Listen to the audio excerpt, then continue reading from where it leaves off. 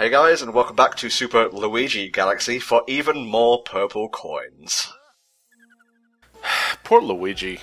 You know, again, we brought up the fact that Mario did 85% of the work throughout this entire playthrough. But, you know, being relegated to purple coin cleanup, that's just ungratifying, even for Luigi. Oh god, speaking of, like, ungratified kind of collecting, this fucking mission. Hey kids, you want to collect 100 purple coins within a minute and still have to get to the Power Star, otherwise you die of sadness? Well, you know, if I were an employer, I'd definitely want to put people on jobs that pay for themselves. Wait, wouldn't that just mean I hired a lot of waiters? No. In any case. Oh! Yeah, you see, this guy gets it. This guy knows my pain. Lewis, give us the lowdown on this piece of shit mission. Basically, you need to take massive advantage of the Sling Stars here if you want to really, you know, ace this particular purple coin mission, because a lot of the coins are positioned in ways where even a straight shot through a Sling Star won't pick up very many coins. You have a minute to get up to 100 by maneuvering around these giant wall roast beef things. I don't even know what these are. Pot roast. Basically, if you want to be really efficient about this, you actually do want to take advantage of the slingshot physics and release the Sling Star like a second early, so that you fly off into no, exactly like that. Just fly off into a bunch of coins. Basically, you don't want to stop. You notice Tom is hovering around the center of this area because that's where the star will appear. And just to really rub this in, the timer does not stop after you get 100 coins. So you want to make sure you're around the center when the star appears so you have enough time to get there. Yes. Start collecting coins on the outside. Collect coins on the inside as you get closer to 100. Yeah, I recommend a once-over, like through the entire arena, and then just work your way through the center. You don't want to spend too much time repositioning yourself. There's enough purple coins. I think there's 150 in that area. There's enough purple coins to go around, so you're always going to collect some, no matter what pool star you're pulling from. So this particular purple coin mission, I'm not a fan of either. Really? This one's kind of laid back and chill, obviously. This one's just 100 purple coins scattered around that one garden cube. There's more than enough in this one as well. This is another timed one, I believe? Yes, it is. And much like with the previous one, you gotta get back to it before the timer runs out. Now, here's the thing. There's a lot of purple coins that are positioned in really precarious places, on the edges of garden hedges and whatnot. Don't bother. Just go for the ones that are easy to get a lot of really fast. Stuff that's on the ground or on top of the upper level hedges. Not the stuff that's scattered all over the top of the maze or any of that, because you'll have to slow down and walk all carefully to pick those up, and that takes time. Especially when you're playing as Luigi. Oh, yes. Tom with those risky strats, because the purple coins he collected is where the star is going to materialize when you collect all 100. I usually save those for last. Like, I just go for the other sides of the cube. Well, here's the really problematic part of this level. Even if you have time, once you get purple coin number 100, this cube is really freaking disorienting, so it can be a bit difficult to find your way back. Also, like, a couple of these areas kind of look almost the same, so I kind of backtrack and sometimes lose my way sometimes. And that's the main reason why I am not the biggest fan of this purple coin mission in particular, because I get disoriented really easily. I can't tell north from south and east to west. This side of the cube is fine by me. This is a really easy side to collect all the coins on, so fire away with this one. What's your take on this whole purple coin malarkey, Ryan? I've certainly played worse ones, but I think the cube can get a little disorienting. The time limit is fairly generous, so as long as you're continuing to actually progress versus dawdling about, so I don't have too much of a problem with it. Much easier than the one in the Boo Galaxy, I'll tell you that much.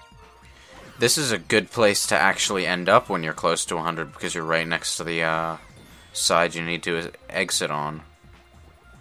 In fact, here's the last 4. Excellent. Has to be the smoothest run of this mission that I've seen. Granted, I don't watch Super Mario Galaxy that often, but it's a hell of a lot smoother than any of my runs. It could be great, but I haven't watched anything else to confirm it. I don't really want to, but good job, I guess. If you want to see something embarrassing, watch my run-through of it on a Brain Scratch. Or you could stick to the HellfireComms playthrough of Super Mario Galaxy. No, but it's more entertaining to watch someone fuck up. Watch my run. Watch my run. Fuck Hellfire. Watch the run that you're currently watching. Alright, let's not turn this into a pissing match. What's next? Oh, God. Were you asked? Let the pissing match continue. Fuck Hellfire. Oh, I'm Jesus. kidding. Freeze Flame. Good lord, this is the worst collectathon purple coin in the entire game. Alright, this one's just the purple coins scattered around the ice level segment, right? Mm-hmm.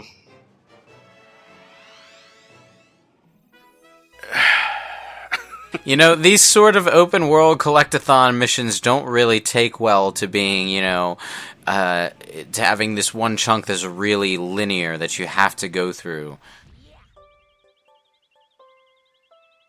Here's the biggest dick move of them all. You'll see there's some purple coins here. Everything's normal, right? Here's a Toad over here. Let's have a quick word with him, if I can actually stop. There are no purple coins in the water. Obviously, there can't be, because the water will hurt you if you stay in it. Here's some Insomniac tier bullshit that you can very easily skip over. Yeah, that's actually the coins that I always miss when I play this level. I always forget those are there. Just, yeah. Even, you think you learn your lesson from that after the first playthrough, but it's just something that's so easily passé. Just doesn't stick to your mind immediately, and even on the second or third playthrough, even if they're like in a row, you forget that those 2 purple coins are there. But that's honestly the worst of it, because now it's just a matter of combing the entire area for all 100 purple coins, and this area is pretty expansive. Here's the bad thing about Ice Mario, though. His spin, or Ice Luigi, I should say, his spin is kind of a downgrade, because obviously he's got the whole skating on ice thing, so they didn't want to make him too OP. So you've kind of got to wait until he turned back to be able to spin up to this purple coin. What are you doing? I don't know. I like a challenge, Tom lied to himself.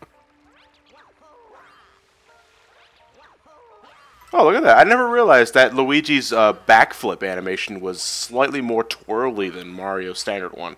Oh yeah, he's a lot more live, is our Luigi.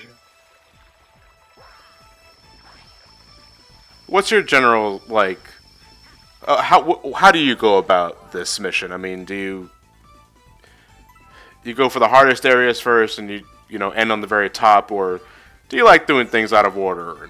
If I really wanted to punish myself, I'd start at the peak and work my way down. But I try and work up to the peak, and the ones I miss are the ones I miss every single time. And I'll point them out when we get there. Again, that's exactly what I'm talking about. Now, for future Mario games, I mean, would you like to see the purple coins come back? Nah, I'm good, thanks. Nah, bro. Belay that shit. Like, what's an interesting collectible for you guys? Like in it could be any platformer. I couldn't really care. Mario related. I kind of liked how Gex 2 handled the collectibles, where you had you basically had 3 tiers of collectibles that you could get in any mission you wanted. Like you'd get 30 and you'd get an extra life, then you get 40 and you get an extra life, then you get 50 and you get a remote. But you'd get that remote without being booted out of the level, like you would be in Super Mario 64 when you got the coin star. Yes, I agree. I did enjoy how Gex 2 handled the collectibles. I enjoyed the Banjo sense of collectability, really. Well, you got your jiggies, you got your notes, you got your honeycombs, and like with Gex, I guess, you don't get booted out after getting the main collectible, which is a jiggy. Was there like an individual incentive for each collectible in Banjo? Jiggies open new levels, notes open new doors, and honeycombs, I believe if you get 6, it's either 5 or 6, you get basically a new heart. They're like heart pieces.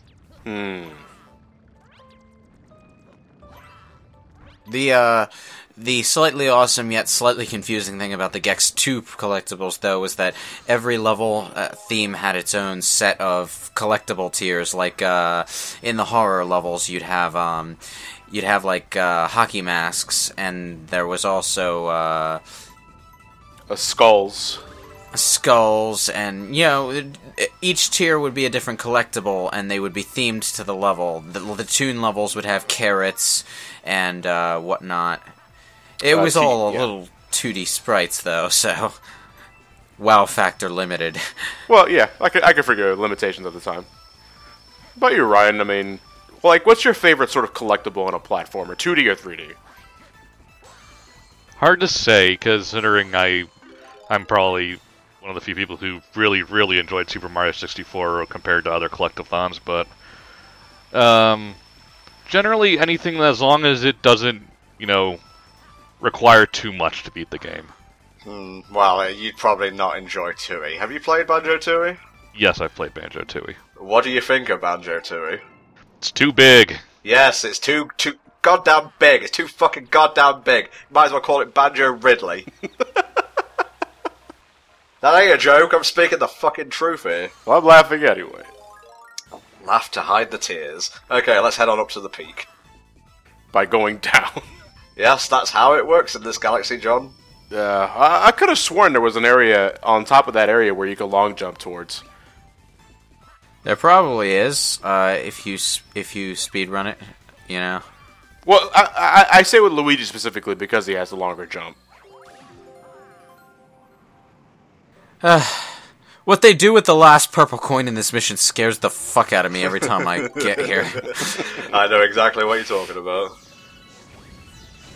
Thankfully, those annoying ice bats aren't here to hinder your process, because they were always the main factor in me going over the side here. And especially with Luigi, when you don't have much traction on ice physics, it's kind of a bit scary to go through the level. What a weird thing to unload for this mission particularly. Just make it a standard collectathon, but let's remove the ice bats. Well, the enemies in general seem to have fucked off. Well, they don't really want to waste your time too much here. If you get knocked off... No, let's just make them go everywhere for these purple things. Well, yeah, that's the thing, though, because if you get knocked off here, you have to do it over again, so they made it a little easier for you to not get knocked off the thing. Nintendo knows how to make games, guys, I swear. Well, when you're playing the normal mission, your goal is to just get to the top of the mountain. When you're playing the Collectathon version, your goal is to check the top of the mountain and hope something's there. It's almost like getting all the boxes in Crash Bandicoot 1. Oh god! I'm having flashbacks, John, I'm having flashbacks. Why do you do this to yourself? What do you mean? What are you doing? You're falling off. Why are you falling off there for? I was going back to check if there were any purple coins I missed, because I've already missed a few. The difference here, though, is that the purple coin missions are specifically tailored not to kill you, unless it's with a timer. Or a bottomless pit. Well, the fact that you still have to collect all of them, or a large majority of them, without dying at all, otherwise you risk having to do everything over again, just reminds me of getting box gems in Crash 1. So, there are no checkpoints in Collectathon Purple Coin missions, or checkpoints at all in any of the Purple Coin missions. Now, you guys want a challenge? Go get 100% in any of the early Crash or Spyro games. That'll test you. Well, it's definitely feasible in Crash 2 and 3. Crash 1, I think, is the biggest challenge. Oh, yeah. Apart from that bit in Crash 3 where you basically have to go backwards for a level, that was kind of disorienting. Well, yeah, that's par for the course for Crash. Well, the original trilogy, anyway. Oh, okay, you took your leap of faith a little early there, Luigi.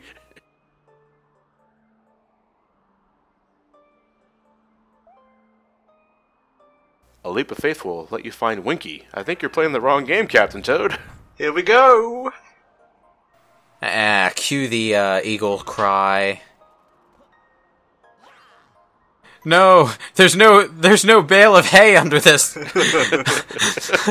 I can't take a leap of faith here. Little asterisk in the bottom right-hand corner. This is a reference to the Assassin's Creed series. But again, if you're unsure of your leap of faith, homing stomp, right above the purple coin, safe landing. Yeah, now that I know that, that's not so scary. You viewers who are astute will probably have seen the coins that I missed, because they did show up on screen for like a fraction of a second, and they're right here. Yeah, those are easy to miss simply because of the way the camera's positioned. It's one thing to offer me a decent challenge, it's another thing to trick me, game. That was kind of neither, so I'm being a bit silly right now. In any case, we'll see you all next time for more Purple Coin fun. Bye-bye.